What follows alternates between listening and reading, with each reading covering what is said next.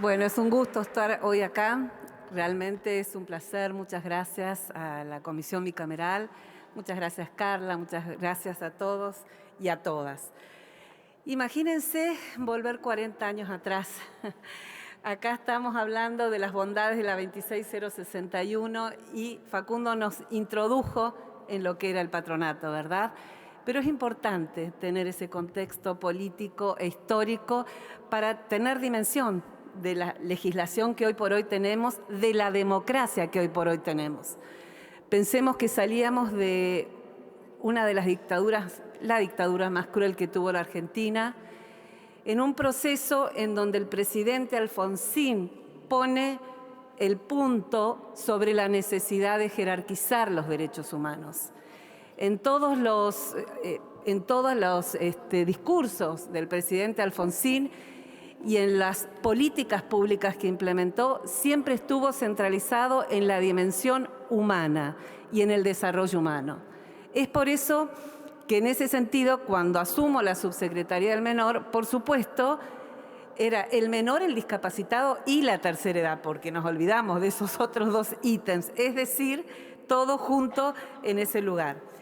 Regía la ley de patronato, como bien se dice, y además, ¿de qué niños, niñas y adolescentes que eran menores el sistema tutelar estábamos hablando con esa ley de patronato? Por supuesto, de los menores pobres, niñas y niños, de aquellos que ejercían la mendicidad, que es lo que decía la ley, que vendían un diario, que a lo mejor sus padres o madres los hacían trabajar. Esos eran los chicos que estaban mirados como un objeto de intervención. ¿Por parte de quién? Por parte del Estado, del organismo tutelar, del que fuera, con las distintas denominaciones que Facundo nos comentó, y de los jueces, los y las jueces tutelares. Era una patria potestad en ese momento que ejercía el Estado, que decía, vos tenés que hacer tal cosa y tu mamá y tu papá, como no te crían bien, estás en la pobreza y no vas a tener un futuro, lo hacemos nosotros. Pero claro, ese nosotros era, en el mejor de los casos, algún tiempo, en el mejor de los casos, y a veces años y años y años, con el tremendo dolor que se le producía en el crecimiento de esos niños y niñas y a su entorno familiar y social.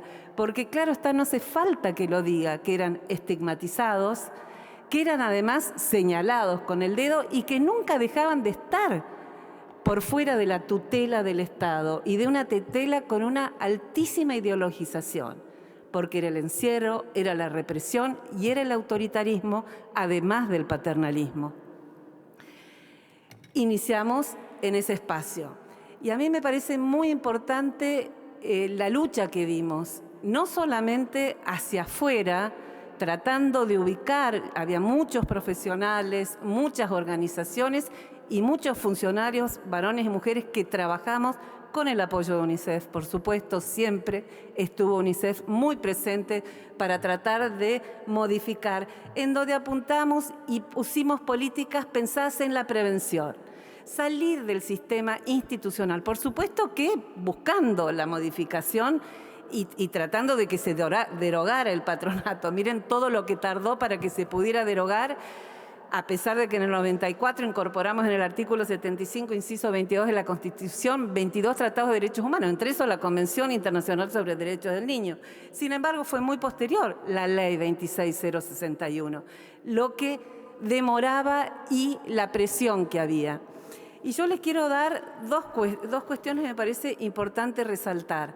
Yo asumo en la segunda parte, casi en la mitad del gobierno, y le quiero dar unos datos de ver cómo en 8 meses modificamos totalmente la manera de intervención. En el 1980 se tenía intervención en un 77% de tratamiento institucionalizado, es decir, sistema de institutos de menores. Disculpe que diga tanto la palabra menores, pero era así, era como se denominaba el lenguaje. 23% tratamiento sociofamiliar, que eran pequeños hogares, amas externas de cuidado, etcétera, varios de esos. 1984, 94% tratamiento institucionalizado, 46% tratamiento sociofamiliar. Estos índices tienen que ver con que hubo mucho más de cantidad de personas, digamos, con tratamiento, por decirlo de alguna manera, porque así son los ítems que tiene la fuente, que es la Dirección General de Planeamiento de la Secretaría de Desarrollo Humano y Familia.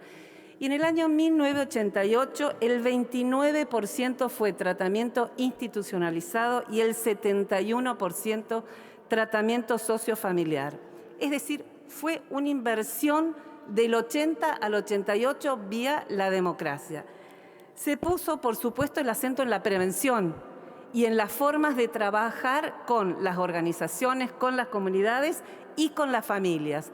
Además, es importante analizar el tema presupuestario. 2/3 partes del presupuesto de esa época se destinaban al tratamiento institucionalizado y 1/3 parte al desinstitucionalizado, pero que además embarcaba muchísima más gente. Es decir, si no, tenemos que pensar no solamente en aquello que estaba relacionado con el daño hacia los niños, niñas, adolescentes y a su familia, sino también con el costo, con lo que era el beneficio-costo, política pública, que empezamos a trabajar muchísimo en ese sentido. 2 acciones relacionadas con esto. Por un lado, toda una participación que dimos al interior de la subsecretaría. Ustedes piensen que esa subsecretaría tenía 2.600 empleados. 3 escalafones: escalafón docente, escalafón de seguridad, porque teníamos el Servicio Penitenciario Federal para los institutos de seguridad, y de salud, porque había médicos, médicas, enfermeras, etcétera, todo metido, ¿no?, en el encierro. Entonces, en ese, en ese proceso que hicimos de democratizar y de incorporar la participación, hicimos algo increíble para ese momento. Era tanto el afán de participación con la democracia que hicimos asambleas en todos los institutos, en todas las áreas que dependían de la subsecretaría, para que designaran delegados y delegadas. Estos delegados y delegadas trabajaron durante todo el año 1988, coordinados por Carolina Casús, una de las técnicas de la subsecretaría, que es de Río Negro, Carolina, y que venía de trabajar mucho en esa provincia, era trabajadora social, en lograr mínimamente algunas pautas que significaran desinstitucionalizar el sistema tutelar. Sin ley, obviamente, no teníamos la ley, claramente, pero empezar con pautas internas. Invitamos al Poder Judicial, hubieron asesores. Quiero destacar que Atilio Álvarez, quien después en el gobierno me reemplazó a mí, en el gobierno que siguió, fue una de las personas activas en esa comisión, porque entendió la necesidad de poder trabajar conjuntamente en lograr un sistema que mínimamente regulara y mejorara la situación de los chicos y las chicas. Bueno, fue una resolución 100, la pueden buscar en la Secretaría, y fue realmente algo muy, muy importante, porque además, lo increíble de todo, no estaba escrito el sistema, no tenían pauta, era ideologizado, existía encierro, paternalismo, pero no había. Entonces pudimos lograr hacer, aunque parezca mentira, ingreso, tratamiento, ingreso, asistencia, etcétera, cuestiones, pautas mínimas en donde incorporamos y dejamos de tener esa pelea sórdida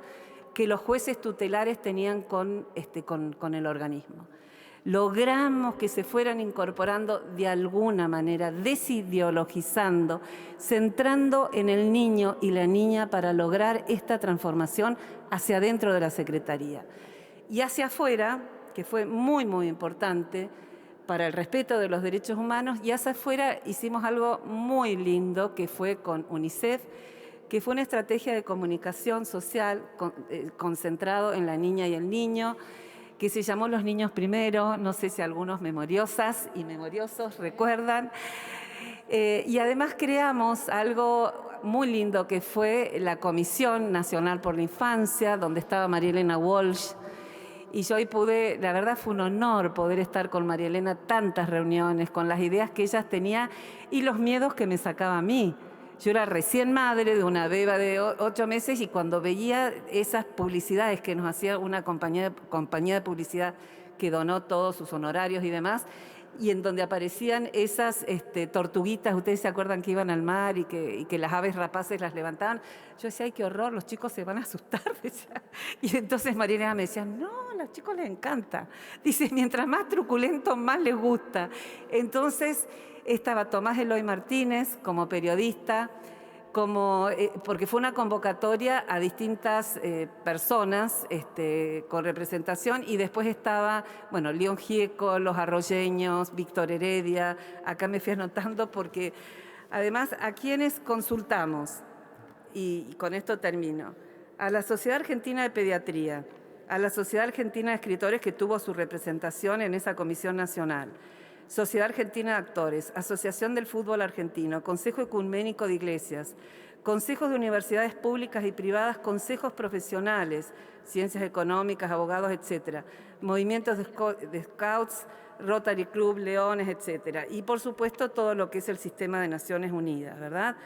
¿Qué niño, qué niña siempre concentrado en el más vulnerable, en los niños y las niñas que estaban en condiciones de extrema fragilidad, la pobreza en nuestro país? ¿Y en qué se terminaba? Porque invitábamos a todos los funcionarios de las áreas específicas, legisladores provinciales y nacionales de cada una provincia, en festivales, por eso estaban los cantantes y los artistas, ¿verdad?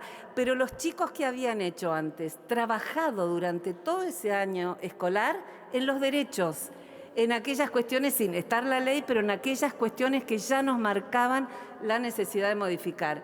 Algunos terminaron en una bicicleteada, por ejemplo, en Mendoza, otros terminados en una comparsa en Misiones, al lado del río. No sé, fue fantástico, se hizo en muchas provincias y coronamos una estrategia de comunicación social que por vez primera se estaba haciendo de esa manera conjuntamente con UNICEF. Muchas gracias.